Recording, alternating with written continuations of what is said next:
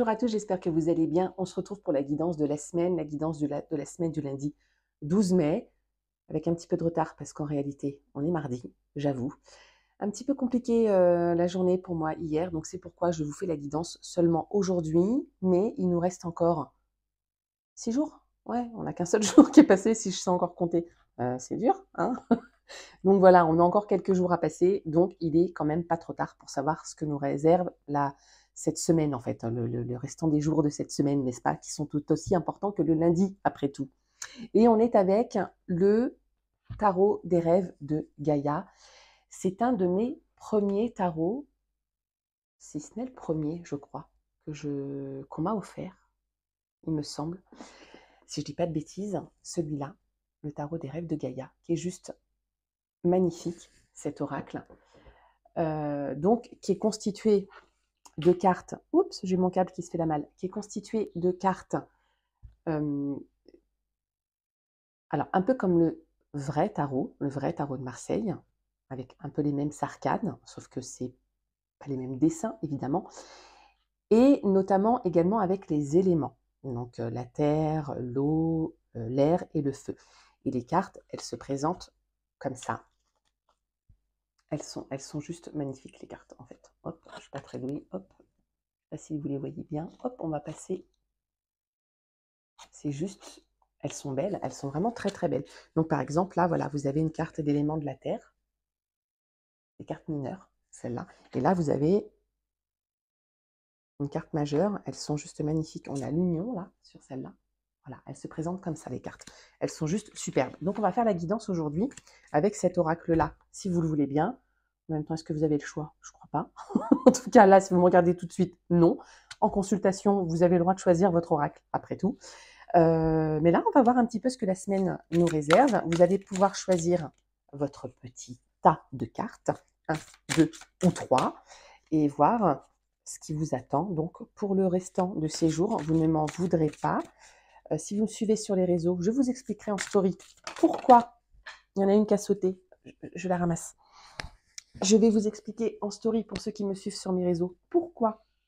Hop, je cache. Table numéro 1. Pourquoi je n'ai pas fait la guidance de la semaine hier? Et ça a toute son importance en réalité. Est-ce que je peux vous le dire là aussi? Bon, allez, petite confidence pendant que je bats les cartes. En réalité, je n'ai pas fait la guidance de la semaine hier parce que c'était très compliqué pour moi en période menstruelle. Il y en a peut-être beaucoup qui sont sortis. Eh ben non, je vais les garder quand même. Hop, hop, on a le tas numéro 1, on constitue le tas numéro 2. Donc je vous disais, en période menstruelle, c'est très compliqué pour moi. C'était le premier jour hier. Alors désolée pour ceux que ça dérange cette conversation, mais c'est une réalité de la vie, n'est-ce pas, hein? Toutes les femmes, ouais, toutes les femmes, hein, on doit subir nos lunes, comme on dit. Et c'est vrai qu'avec la préménopause, et oui, parce que je suis en âge de la préménopause, et oui, c'est dur à réaliser, c'est dur à dire, mais c'est une vérité, c'est une réalité. Eh bien, c'est de plus en plus douloureux, de plus en plus compliqué. C'est une grosse fatigue qui m'habite pendant cette période-là. Et donc, décidément, elle vole, elle saute. Je crois que l'oracle, ça fait tellement longtemps que je ne l'ai pas utilisé qu'il a très envie de participer. Pardon, je disparais. Comme vous le voyez, c'est une guidance très naturelle, hein. C'est comme à la maison, ça tombe bien, on y est. Hop, pour le tas numéro 2, on y est presque. Donc je disais que c'est quelque chose, pour être un peu plus sérieuse quand même, que c'est quelque chose qui me fatigue beaucoup et avec des douleurs quand même assez importantes parfois. Et donc je me suis accordé cette journée de repos hier. Vous ne m'en voudrez pas, mais surtout je suis sûre que vous me comprenez. Mais ça ne m'empêche pas, du coup, même de faire la guidance, même si on n'est pas lundi et qu'on est mardi, ben voilà, après tout, on peut quand même un peu adapter en fonction de son quotidien, de sa vie.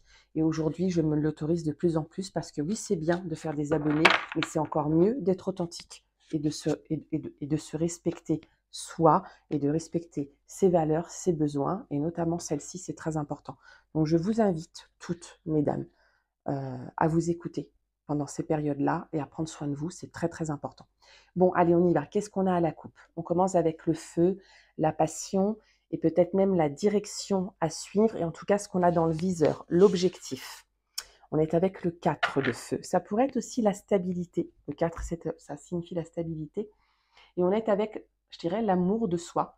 On est avec le 14, la lame 14, l'amour de soi. Très centré, très centré sur soi avec, donc je disais, le feu, nos objectifs, ce qu'on a peut-être à atteindre, ce qu'on vise. En tout cas, à la coupe, c'est ce qu'on nous dit. Et ouais, développer l'amour de soi, s'élever peut-être, notre bien-être, justement, j'en parlais, ça tombe bien, faire attention à nous dans ce sens-là. Faire attention à soi. Donc finalement, ça a tout son intérêt, ce que je viens de vous raconter, finalement, vous voyez. Pour ceux qui ont tiré le tas numéro 1, pendant que je faisais ma petite déclaration sur mes lunes, vous avez eu le temps de choisir 1, 2 ou 3. Quel est le tas qui vous attire le plus? On y va pour ceux qui ont tiré le tas numéro 1. Hop, ça se présente comme ça. Pour moi, ça se présente comme ça. Et donc, on y va, on a. Elles sont belles, les cartes, c'est incroyable. On a les émotions, on est en plein dedans. Hein, on y était déjà à la coupe. Les émotions, on a l'ancrage. Donc, on est vraiment tourné vers soi. Et on a également l'eau. Si je ne dis pas de bêtises, oui, l'eau. Avec le 4 d'eau, donc encore la stabilité. Pour ceux qui ont tiré donc le tas numéro 1, les cartes pour le tas numéro 1, vous avez ces cartes-là. Donc, on a celle-ci qui parle de vous, votre énergie, les émotions, ce qui vous habite en ce moment, ce qui peut aussi un petit peu peut-être vous torturer, vous blesser, ce qui vous habite en ce moment, votre émotion, de là où vous êtes actuellement, où on vous invite finalement à vous ancrer. On est avec la reine de terre. Je crois qu'il n'y a pas plus grande connaisseuse que la reine de terre pour l'ancrage. Elle est vraiment reliée à la nature, à l'univers.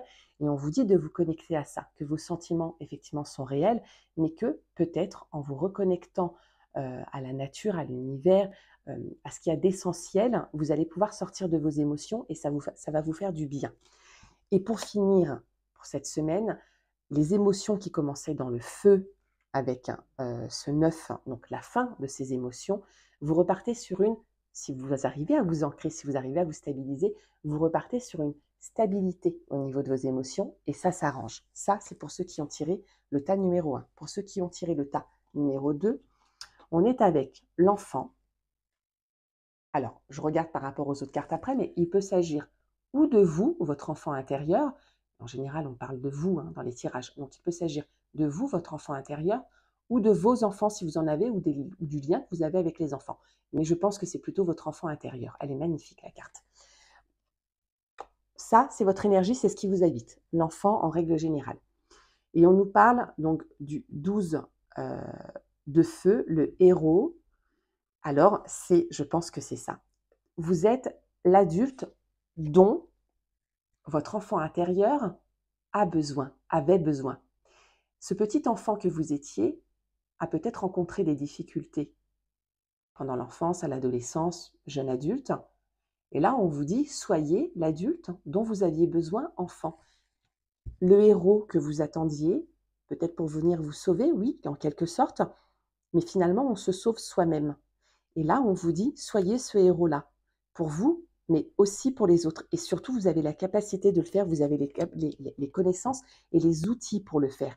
Et encore une fois, quoi mieux que l'ancrage, comme quoi le tirage général, la coupe, nous indiquait vraiment qu'on était sur des émotions et tourné vers nous et qu'on a besoin quelque part de s'ancrer, on nous le redit. Là, on vous invite finalement à planter les graines